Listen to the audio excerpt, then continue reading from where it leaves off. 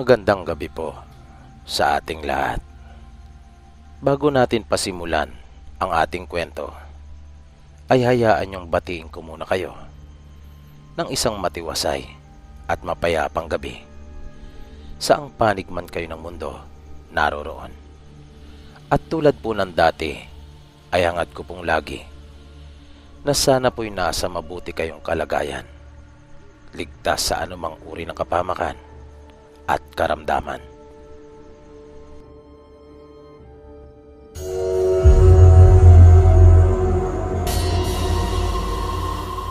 Sa malayong nayo ng San Isidro, tahanan ng magandang si Elena, ang araw-araw niyang pamumuhay ay puno ng mga sikreto. Pagkat siya'y payapang namumuhay kasama ang kanyang pamilya, ngunit sa gabi ay gumagala para humanap ng kanyang masisila, pagkat siya ay isang aswang. Isang nilalang na may kakayahang magpalit ng anyo at nagtataglay ng kakaibang lakas at bilis. Ngunit sa kabila ng pagiging mabangis at pagkakaroon ng natatanging mga kakayahan, ang puso naman ni Elena ay puno ng pag-ibig at kabutihan. Sa kanyang pagsisikap ay kanyang natuklasan kung paano niya magagawa makontrol ang sarili at malabanan ang pagkayok sa sariwang karne at dugo ng tao. Bagaman napakapayak lamang ng kanilang pamumuhay, ay masaya silang mag-anak dahil na rin sa kanyang mapagmahal na asawa at mababait na mga anak. Si Juan, ang mapagmahal na asawa ni Elena, ay isang masipag na magsasaka at nag-aalaga rin ng mga hayop. Sa tuwing uuwi si Juan mula sa kanyang paggawa, natutuwa siya sa mga masasarap na ulam na inihahanda ni Elena. Gayon din, ipinagmamalaki niya ang maganda at maayos na pamamahala ni Elena sa kanilang tahanan. May dalawang anak sina Elena at Juan. Ito ay sina Miguel at Sofia. Ang kanilang mga anak ay parehong masipag mag-aral, pero hindi nila alam ang sikreto ng kanilang ina na si Elena. Ngunit ramdam nila ang matinding pagmamahal nito sa kanila. Maagang nagigising si Elena sa araw-araw upang ipaganda ang kanyang mag-anak ng masarap na agahan bago pa umalis ang mga ito ng kanilang tahanan. Ang kusina ay palaging napupuno ng mga amoy ng mga masasarap na pagkain tulad ng sinangag, piniritong itlog at inihaw na isda. Ang sikat ng araw na tumatagos sa loob ng kanilang tahanan ay tanda't nagpapahiwatig ng isang normal at payapang pamumuhay. Ngunit sa mga gabi, kasama ng paglubog ng araw, nagigising ang aswang na katauhan sa katawan ni Elena. Nag-iibang kanyang anyo. Ang kanyang mga mata ay nagiging mapula at ang kanyang mga kuko ay nagiging mahaba at matalas. At bago pa maghating gabi, lumalabas siya ng kanilang tahanan at binabaybay ang masukal na daan papunta sa kagubatan. Sa gitna ng kagubatan ay nagpapalit ng anyo si Elena at sa paglabas ng buwan, sumasagitsit siya mula sa mga puno na nagbabadya ng panganib ang dala niyang malakas na hangin at tiyak nakakatakutan ng sino mang makakita. Ngunit kahit minsan ay hindi man lang sumagi sa isipan ni Elena na maipahamak ang sino man tao, pagkat hindi kaya ng kanyang puso na makapagdulot ng sakit at pagdurusa. Isang araw, nakarating sa kanilang isang masamang balita. May aswang na gumagala at naghahasik ng lagim sa kanilang bayan. Hindi nagdalawang isip si Elena. Nagdesisyon siya at gumawa ng paraan upang maprotektahan ang kanilang nayon. Siya ang naglakas loob na humarap sa malaking halimaw na iyon. Ipinakita niya ang kanyang lakas at tapang. Nagsimula ang isang digmaan sa pagitan ng dalawang aswang at sa huli ay nagtagumpay si Elena.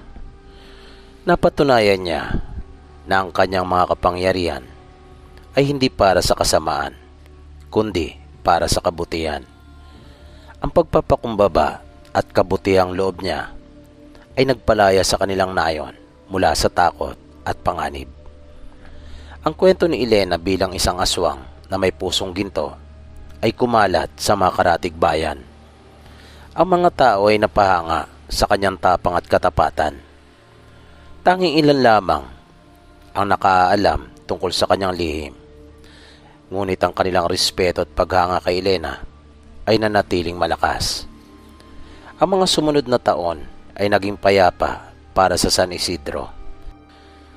Si Elena ay nagpatuloy na maging isang mapagmahal na asawa at ina, at nagampanan ang kanyang mga gawain bilang isang aswang na tagapangalaga ng katahimikan at kapayapaan. Ang mga tao ay nagpatuloy na humingi ng tulong sa kanya para sa mga misteryosong kaganapan doon sa kanilang nayon, at siya naman ay walang sawang naglingkod sa kanila. Sa bandang huli, ang kwentong ito ay naging isang alamat na nagpasalin-salin sa mga henerasyon. Nagbigay ito ng pag-asa sa mga tao na hindi lahat ng aswang ay masasamang nilalang, na ang pag-ibig at kabutihan ay may puwang sa mga puso ng anumang anyo at katauhan. At sa kasalukuyan, sa gitna ng modernong panahon, may mga kwentong kumakalat pa rin tungkol kay Elena. Ang kanyang buhay ay patuloy na nagbibigay inspirasyon at nagpapakita ng kahalagahan ng pag-ibig, pagkakapantay-pantay at pagkalinga sa kapwa. Dahil sa kanyang tapang at kabutihan, ang kwentong ito ay nananatiling buhay sa puso at isipan ng mga taong naniniwala sa kababalagan at kabutihan sa sino man at anumang uri ng nilalang.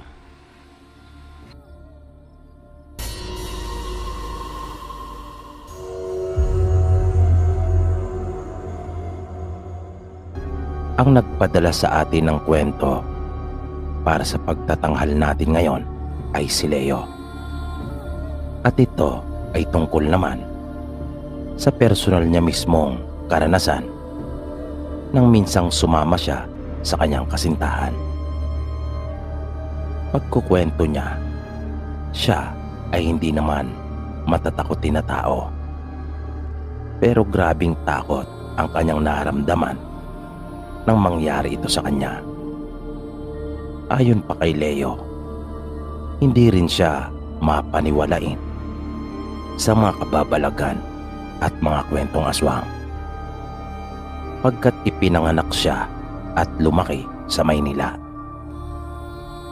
na nung mga bata pa sila, ang isang bagay lang na kanilang kinakatakutan ay yung ukol sa mga multo.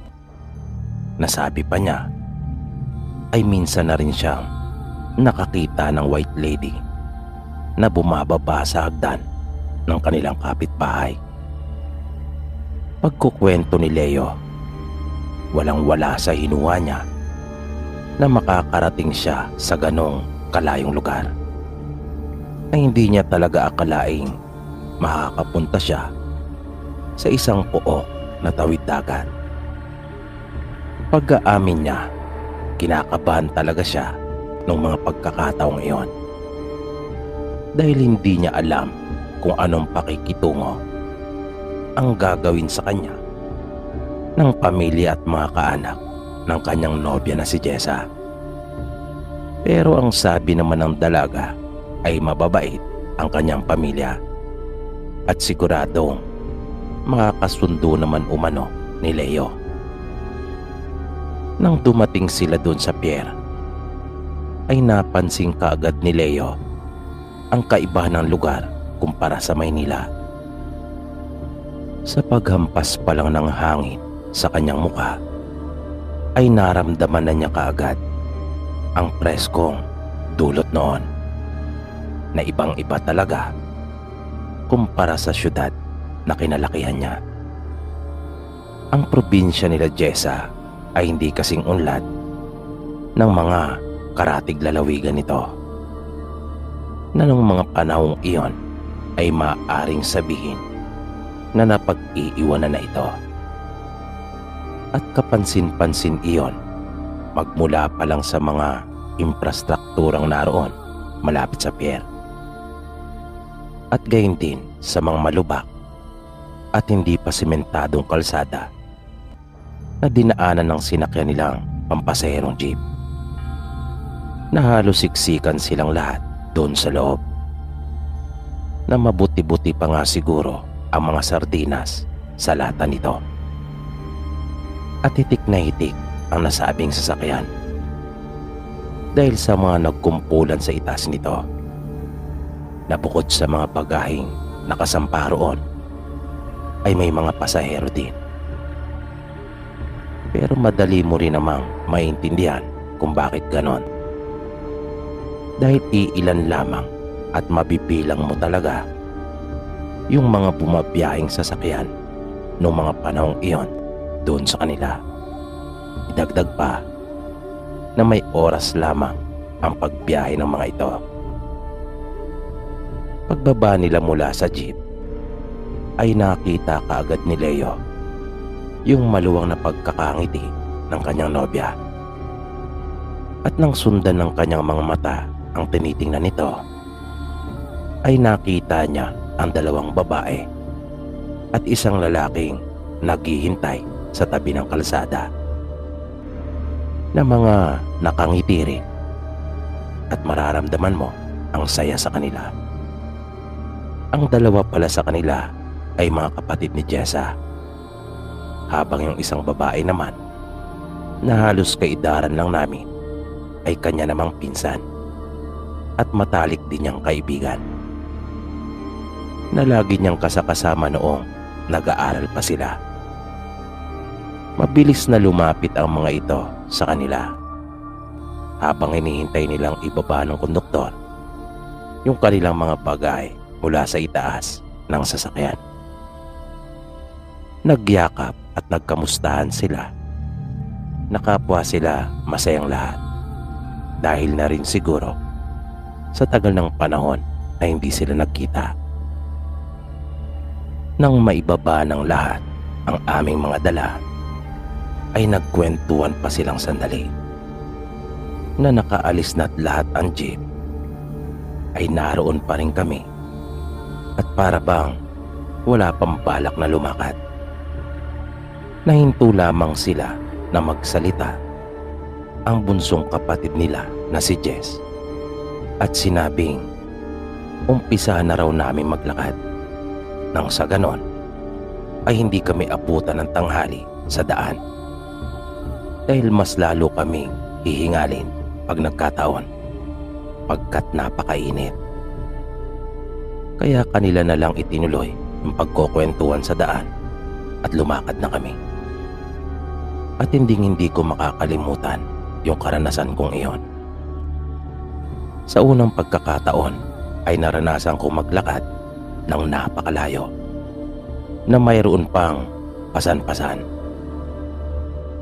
Nahirapan talaga ako at basang-basa ako ng pawis.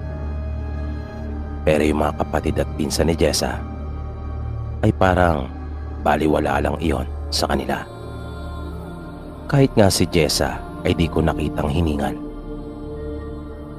Nang dumating kami sa bahay nila ay tanghali na, at tuwang-tuwa nila kaming sinalubong nang magsimula ng kumahol yung kanilang mga alagang aso.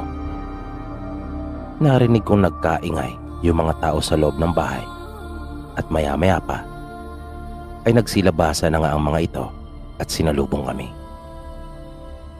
Natuwa naman ako sa kanilang mga naging reaksyon nang ako ay kanila nang makita, lalo na nang kanila na akong makilala. Nang una lagi nilang tanong sa akin ay kung ako raw ba yung boyfriend ni Jessa. At kapag sinagot ko na ay kinikilig sila at niyayakap ako, lalong-lalo na yung nanay niya. Kung kaya naniwala ako sa kanyang sinabi na mababait nga sila at madali kong makakasundo.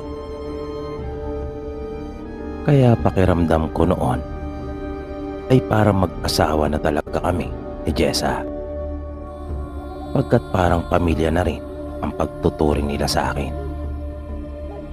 Nang makapasok na kami ng kanilang bahay, ay nagpahinga lang kaming sandali at kumain na rin ng tanghalian.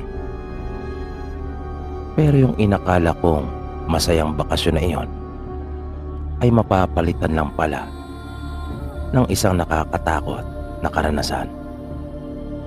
At nagsimula iyon nang kasalukuyan ng idinaraos ang kasalan sa bahay nila Jessa.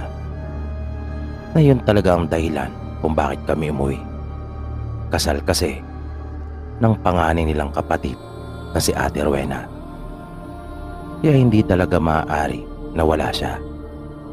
Pangalawa kasi si Jessa sa kanilang magkakapatid. Nang mga bandang hapon na nung mismong araw ng kasal ng ate niya, ay nag-uuwian na ang mga tao.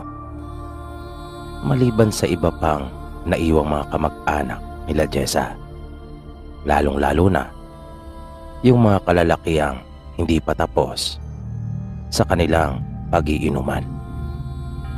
At kabilang na dito si Randy, na dati palang naging nobyo ni Jessa, na nang maparami na ng nainom ay tila umakyat sa kanyang ulo at nagsimula ng balikan yung mga nakaraan. At naging makulit na ito, na pinilit niyang kausapin at harapin si Jessa ng sarilinan. At nagkaroon ng komosyon nang marinig nilang pinagsisigawan nito si Jessa. Kung kaya agad na nagpuntahan ang mga kaanak ni Jessa, pati na rin si Leo, upang tingnan kung ano ang nangyari at upang protektahan na rin si Jessa. Na nalaman nila Leo nung huli na hindi lang pala nito sinigawan si Jessa, kundi binastos niya rin ito. Napilit siya nitong niyayakap at pinagtangkaan pang halikan. Dahil doon ay nagalit ang bunsong kapatid nila Jessa at kanilang mga kaanak, lalong-lalo na ang tatay nila. Kaya di na nila napigilan pa ang mga sarili at nasaktan nila si Randy. Inawat naman sila ng iba pang naroon, kasama na ng ilang kaanak at kaibigan mismo ng binata. Humingi sila ng dispensa, pero si Randy ay tila hindi pinagsisihan ang kanyang mga ginawa, na nagawa pa nga nitong magbanta, na pati si Leo ay kanyang dinuro-duro. Nang sila ay makaalis na, narinig ni Leo ang isang kaanak nila Jessa na tinanong ang tatay nito kung tototohanin ba ni Randy yung mga sinabi nito. Hindi sumagot ang tatay nila Jessa. Sa halip, isa sa kanilang pinsan ang nagsabi na wag na masyadong isipin yon dahil lasing lang ito. Pero nang ikatlong gabi na nila doon, ay naramdaman mismo ni Leo na parang mayroong nagpapaikot-ikot sa labas ng bahay nila Jessa. At walang tigil sa kakakahol ang kanilang dalawang alagang aso. At hindi lang iyon, nakarinig din sila ng mga malalakas na pagaspas at parang tumapo iyon sa puno ng bulak na nasa likuran ng bahay nila Jessa. At di nagtagal ay narinig na nila ang huni nito, na nung umpisa ang ginayang tunog nito ay tulad sa huni ng kwago, ngunit kalaunan ay bigla iyong nag-iba. Nasabi pa ni Leo ay noon lang niya narinig sa buong buhay niya yung ganong uri ng tunog na iyon. Di nagtagal ay bigla nang kumuha ng itak yung tatay nila Jessa at gusto nitong labasin ang mga iyon, pero pinigilan nila ito. Kaya kanya na lang sinigawan ang mga nasa labas at binanggit pa nito ang pangalan ni Randy at ng kanyang pamilya. Na tinanong niya pa ang mga ito kung sila na raw pa yung mga nasa labas. At sinabi nitong lahi talaga sila ng mga aswang. At doon na natawag ang pansin ni Leo. Dahil hindi niya akalaing totoo pala talaga ang mga aswang. At bigla siyang kinilabutan. Pagpapatuloy naman ng tatay ni Jessa ay pinatutunayan lang daw talaga ng mga ito na traidor sila, na magaling lang sila sa palihim at talikurang pakikipaglaban. Hinamon niya ang mga ito na magpakita at kanya silang lalabasin. Sinabi din niya na pasukin na sila ng mga ito sa bahay nang magkaalaman na. Ngunit nanatili lang ang mga ito sa mga pagpaparamdam, habang sila yun naman ay nanginginig na noon sa takot, pagkat kung ano-ano na rin ang naiisip niya na pwedeng mangyari, hanggang sa hindi na nila naramdaman pa ang mga ito. Kaya napanatag na rin sila Jessa at gayon din si Leo, na kanyang tinanong ang kasintahan kung tama raw bang lahat ng kanyang narinig na lahi ng aswang sila Randy, at totoo raw ba ang mga aswang. Mabilis naman siyang sinagot ni Jessa at sinabing totoo ang mga aswang, at kilala sa kanilang lugar ang angka nila Randy na mga lahi talaga ng aswang. Ngunit magaling ang mga ito makisama, na hindi naman sila nananalo ng kalugar nila.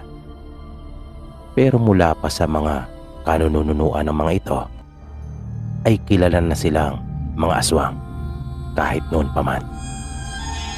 At kung sakali ay ngayon lang mangyayari na kanilang makakalaban ang angka ng mga ito, at iyon ay dahil pa daw sa kanya, sabi ni Jessa. Nang maging maayos na ang lahat ay nagsipagtulog na rin sila.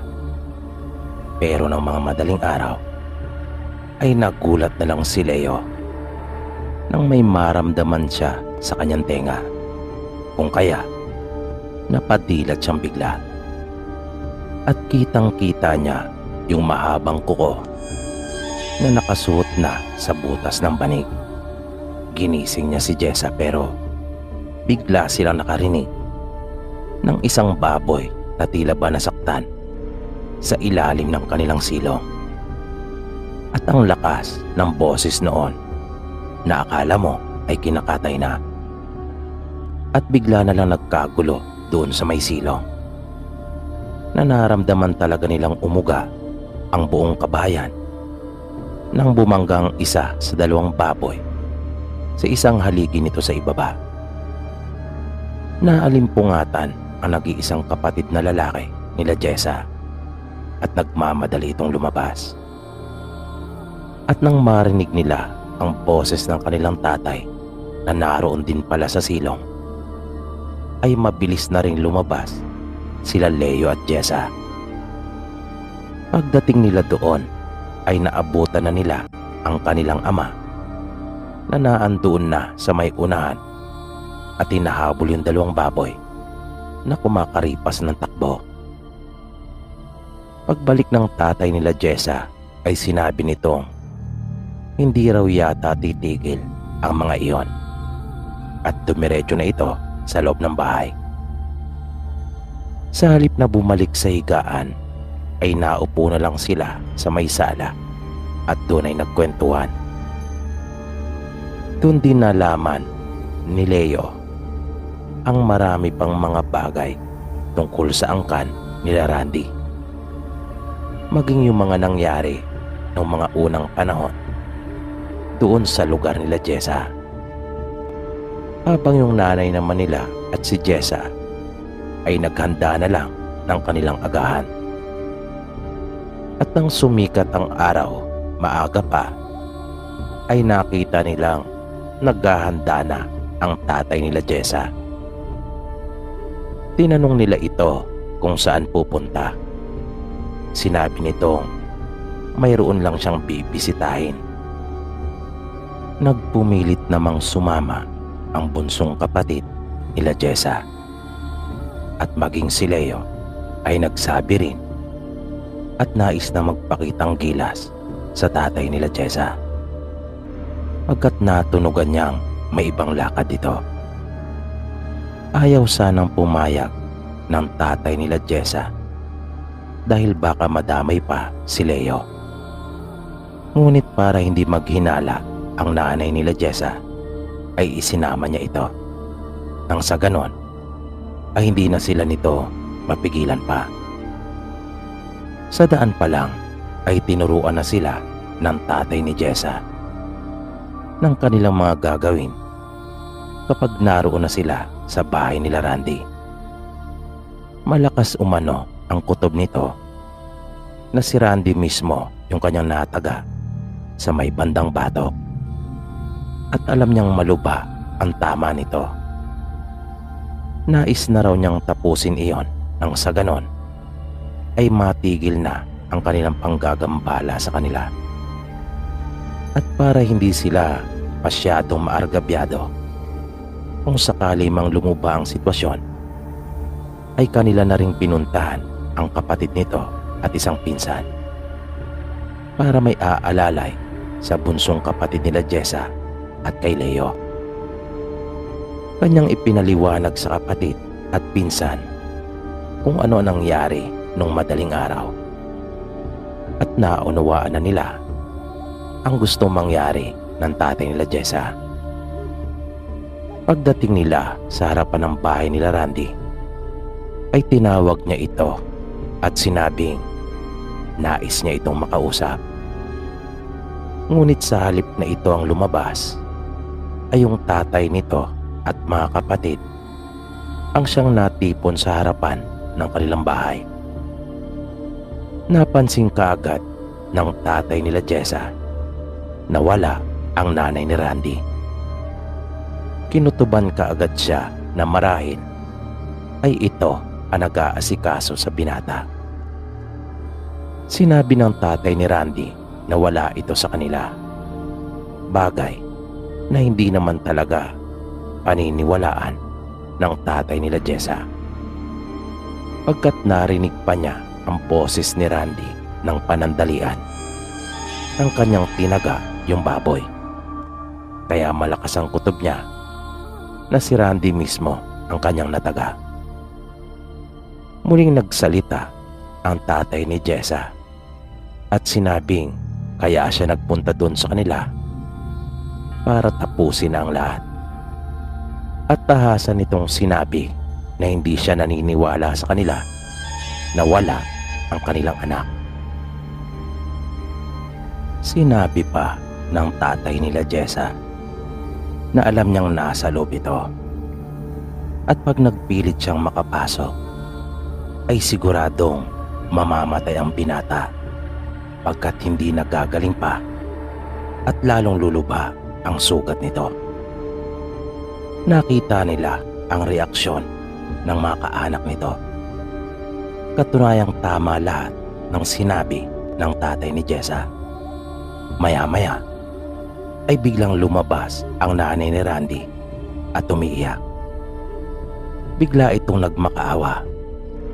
Nakiusap ito at sinabing ayaw niyang mawala sa kanila ang kanyang anak. Kaya siya na umano ang humingi ng tawad para sa mga nagawa nito. At narinig pa ni Leo na tinawag ng babae na pare yung tatay ni Jessa at sinabing alang-alang na lang daw sa kanilang mga pinagsamahan. Patawarin na raw niya ang kanyang inaanak. Kaya nagulat si Leo pagkat kinakapatid pala ni Randy si Jessa at malapit pala na magkaibigan ang dalawang pamilya na si Jessa ay inaanak din ng mga magulang ni Randy. Sinabi ng tatay ni Jessa na sana lang ay matigil na ang gulo sa pagitan nila Dagdag na pahayag pa nito, sana daw ay maunawaan din nila siya pagkat kailangan niyang ipagtanggol ang kanyang pamilya. Ang kanyang inaanak umano na si Randy ang nagsimula ng lahat ng gulo at nagawa pa silang sugurin sa sariling pamamahay kasama ang ilan niyang mga pinsan.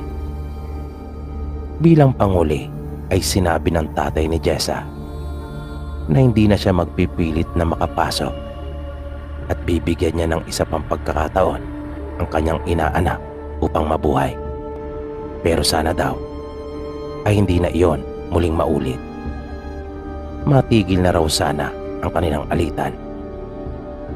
Nangako naman ang mga ito at lumapit pa ang tatay ni Randy at nakipagkamay. Narinig ni Leo na tinawag nga ng tatay ni Jessa na pare ang tatay ni Randy. Lumapit din ang nanay ni Randy at nagpasalamat. Gayun din ang mga kapatid ni Randy na tinawag pa itong ninong. At natuwa si Leo sa kanyang mga nasaksihan. Nakahinga siya ng maluwag na magkasundo silang lahat at hindi yun nauwi sa isang napakalaking gulo. Sa kasalukuyan ay may mga anak na si Leo at Jessa. Ikinasal sila sa probinsya pagkat naroon ang mga magulang nito.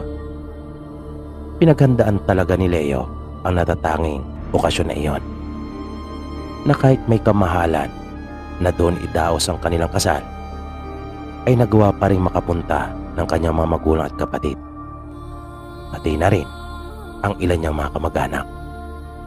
At ang nakatutuwa pa, naging matalik niyang kaibigan si Randy doon sa probinsya, na ito pa ang naging best man nila at ikalawang magulang sa kanilang mga naging anak. At bago po tayo tuloy ang magpaalam, ay nais kong samantalin ang pagkakataon upang magpasalamat sa inyong lahat na walang sawang sumusuporta at nakikinig dito po sa ating programa. Ganon din sa mga kababayan nating OFW at Marino sa buong mundo na walang sawa ring sumusubaybay sa lahat ng ating mga kwento. Maraming salamat po sa inyong lahat sa pakikinig at pagsubaybay. Hanggang sa muli.